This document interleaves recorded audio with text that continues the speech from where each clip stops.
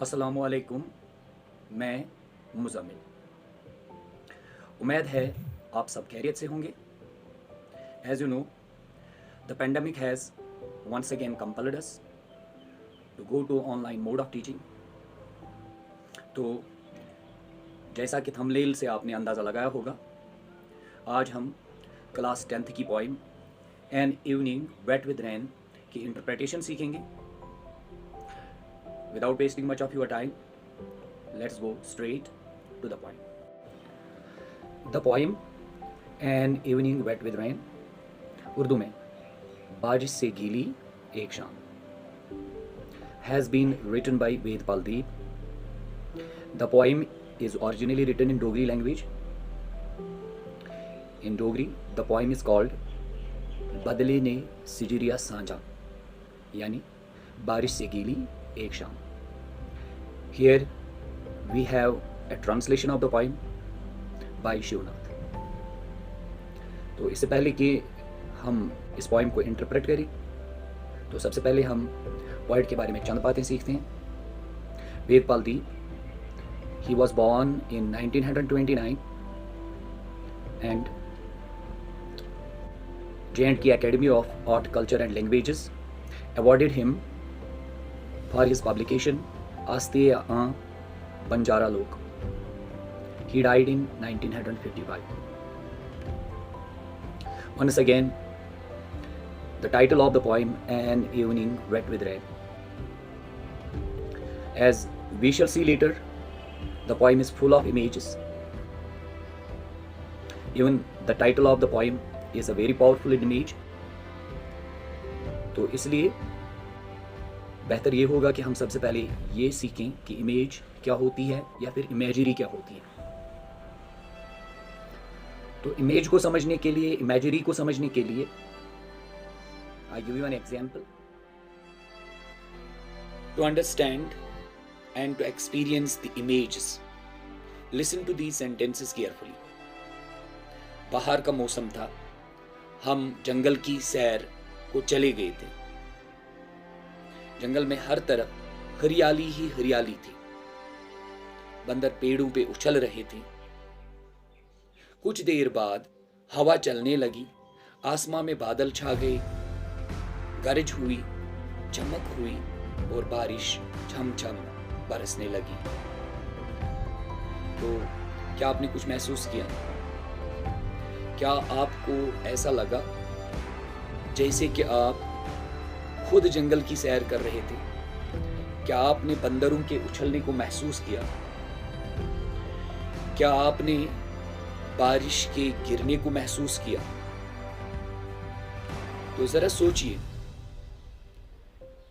इन तजुर्बात को एक्सपीरियंस करने के लिए क्या मैंने आपको कोई तस्वीर दिखाई या क्या मैंने कोई आवाज सुनाई?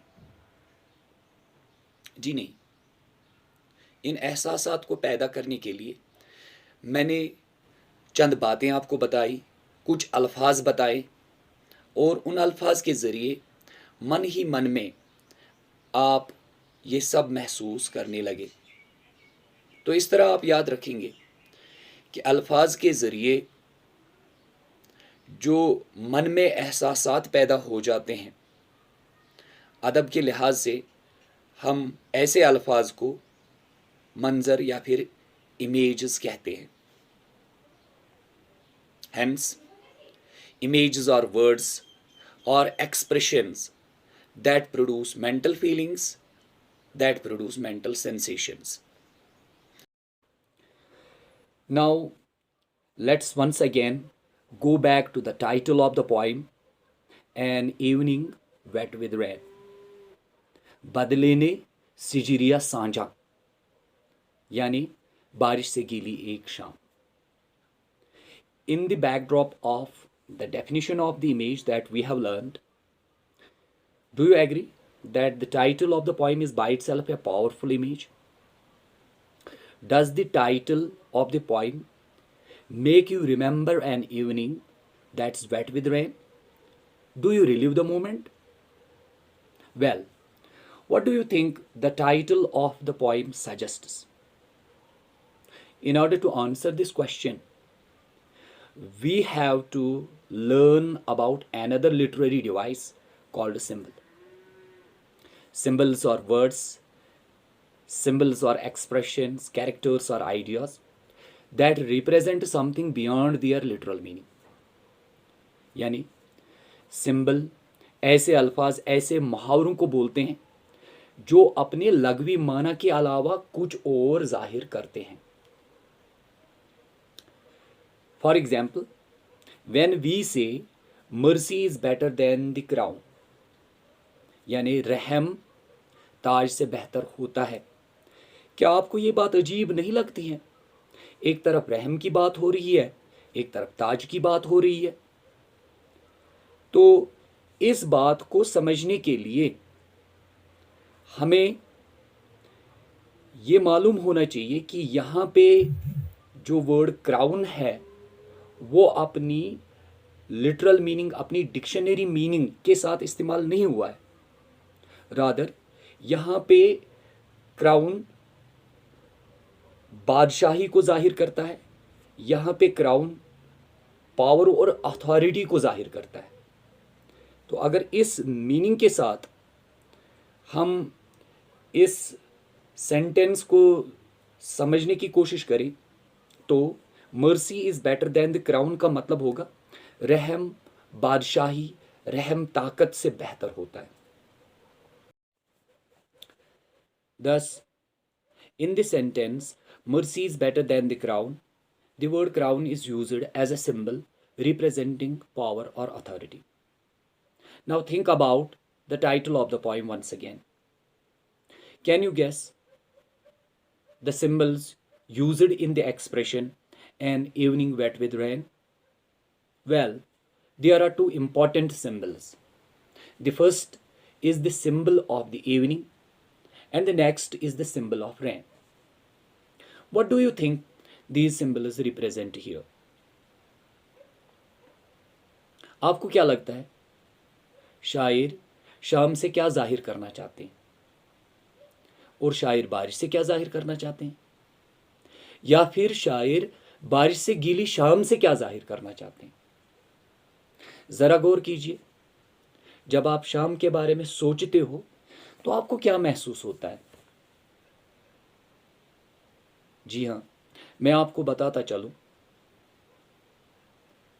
जब हम शाम के बारे में सोचते हैं तो आम तौर पे कभी हमें खामोशी महसूस होती है, कभी हमें तन्हाई महसूस होती है और कभी कभी हमें उदासी भी महसूस होती है. इसका मतलब ये हुआ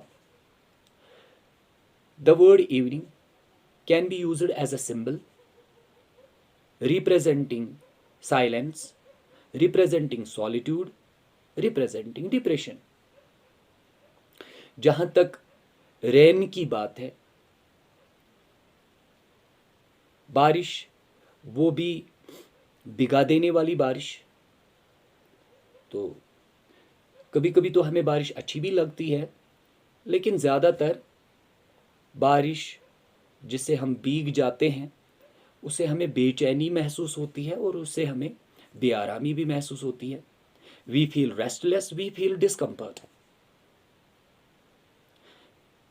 Thus we can say that the word rain can be used as a symbol representing restlessness and discomfort. Let me conclude this discussion by stating that in this poem the word evening and the word rain have been used with the stated meanings. By using these words, the poet has created an atmosphere of complete silence. जी हाँ, evening और rain की symbols को इस्तेमाल करके शायर ने इस नज़म में मुकम्मल खामोशी का इजहार किया है. The poet remembers an evening wet with rain. शायर बारिश से गीली एक शाम को याद करते हैं. The poet is depressed. शायर उदास भी हैं. Loss of hope has darkened the evening of his life. नाउम्मीदी ने शायर की जिंदगी की शाम में अंधेरा कर दिया है. He remembers his childhood when he stood alone in the courtyard listening to the sound of cymbals. वो अपने बचपन को याद करते हैं जब वो अपने घर के सहन में खड़े होकर झांझ की आवाज़ें सुना करते थे। He regrets that the days gone by do not return. शायर को इस बात का पछतावा होता है कि जो दिन गुजर चुके हैं वो वापस लौट के नहीं आते। Now let us read and interpret the first stanza of the poem. An evening wet with rain, as I walk through the lane, the heart beckons the hands to hold them with love. The mind also knows the subtle signals of the breeze. Should I stand on the ground or waft with the wind? In order to understand these lines, let us first of all learn some of the difficult words in these lines. The first is the word lane. The word lane means a narrow road or a street. एक तंग रास्ते या एक गली को lane बोलते हैं। The next is the word beckon. The word beckon means to call, to summon someone by means of gestures. किसी को इशारों से बुलाने को बैकन बोलते हैं। Next we have the phrase subtle signals. In the phrase subtle signals, The word subtle means very delicate. Urdu में बेहद नाजुक या फिर मुलायम।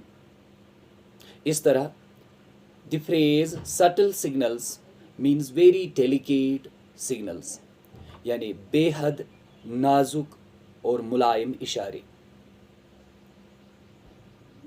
Now we have the word breeze. The word breeze means slow moving air, or the word breeze means a gentle wind. हल्की चलने वाली हवा को ब्रीज बोलते हैं। Finally, we have the word waft. The word waft means to glide. The word waft means to move gently through the air. हवा में हल्के से आराम से उड़ के चले जाने को वाफ्ट बोलते हैं। तो इस तरह an evening wet with rain, बारिश से गीली एक शाम। जैसा कि हम जानते हैं, शायर बारिश से गीली एक शाम को याद करते हैं और आगे बोलते हैं, as I walk through the lane, जो ही मैं गली से गुजर रहा था, the heart beckons the hands to hold them with love. मेरा दिल मेरे हाथों को इशारे देता है कि मैं उनको मोहब्बत से थाम लूं। यहाँ सवाल पैदा होता है, शायर का दिल किसको थामने की बात करता है? इसका मतलब ये हुआ कि शायर रास्ते से अकेले नहीं जा रहे हैं, बल्कि शायर के साथ उनका साथी भी रास्ते से जा रहा है और शायर का दिल उसके हाथों को इशारे देता है कि वो अपने साथी को मोहब्बत से थाम ले। The mind also knows the subtle signals of the breeze. आगे शायर हवा के हल्के हल्के झोंकों के नाजुक इशारों को भी महसूस करते हैं। Should I stand on the ground or should I waft with the wind? अब शायर ये सोचता है कि क्या वो अपनी जगह ही खड़ा रहे या फिर वो हवा के साथ बह के चला जाए, हवा के साथ उड़ के चला जाए। Thus, in these lines, the poet remembers an evening wet with rain. The poet is walking through a narrow road. He is accompanied by his companion. He wants to hold his companion with love. He feels the delicate signals of the breeze, he wonders whether he should stand on the ground or whether he should move gently through the air.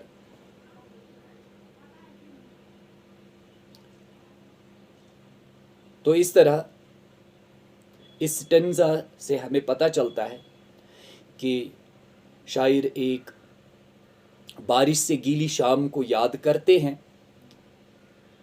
शायर एक गली से गुजर रहा था, उसके साथ उसका साथी भी जा रहा था।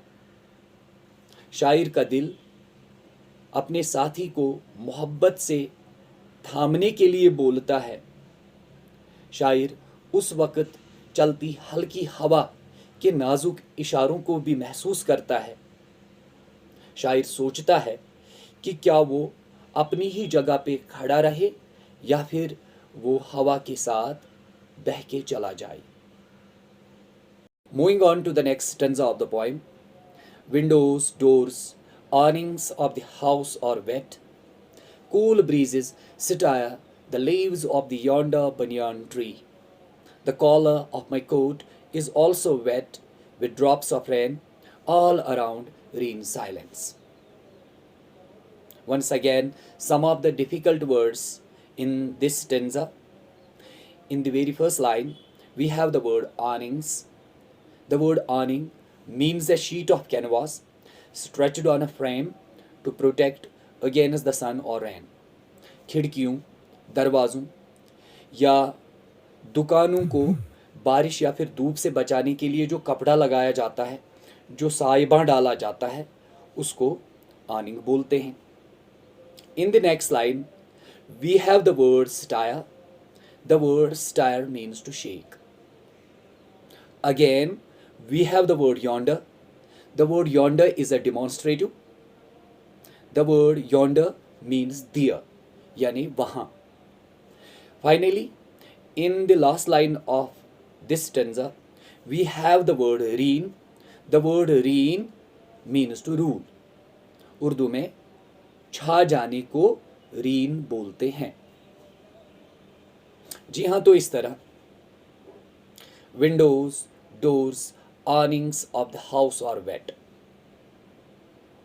घरों की खिड़कियां, घरों के दरवाजे, घरों पे लगे साइबां सब गीले हो चुके हैं। जैसा कि हम जानते हैं, बारिश से गीली शाम है, तो बारिश की वजह से जिस चीज़ पे बारिश पड़ती है वो चीज़ गीली हो जाती है। तो इस बारिश की वजह से ही घरों की खिड़कियां, घरों के दरवाजे और घरों पे लगे साइबां सब गीले हो चुके हैं। Cool breezes stir the leaves of the yonder banyan tree.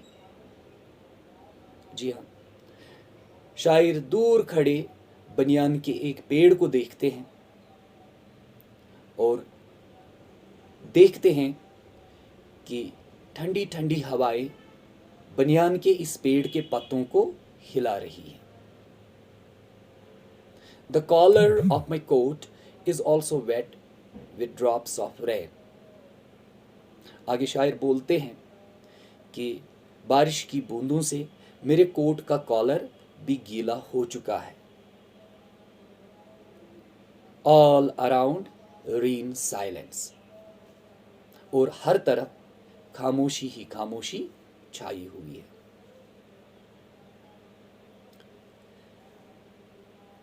तो इस स्टेंजा में शायर जब घरों की खिड़कियों, दरवाज़ों और घरों पे लगे साइबां को देखते हैं तो उनको पता चलता है कि बारिश की वजह से ये सब कुछ गीला हो चुका है। चलते चलते शायर बनियान के एक पेड़ को देखते हैं कि हल्की हल्की ठंडी ठंडी हवाएं बनियान के पेड़ के पत्तों को हिला रही हैं। शायर को अपने कोट का कॉलर गीला महसूस होता है और शायर हर तरफ खामोशी ही खामोशी महसूस करता है। Thus, in these lines, the poet says that the windows, the doors, and the awnings of the house have been turned wet with rain. He looks at a banyan tree and finds that cool breezes are shaking the leaves of the banyan tree. He feels that the collar of his coat has also been drenched with the drops of rain, and he feels complete silence all around. That's all for today. Meet you next in another video lecture. Goodbye.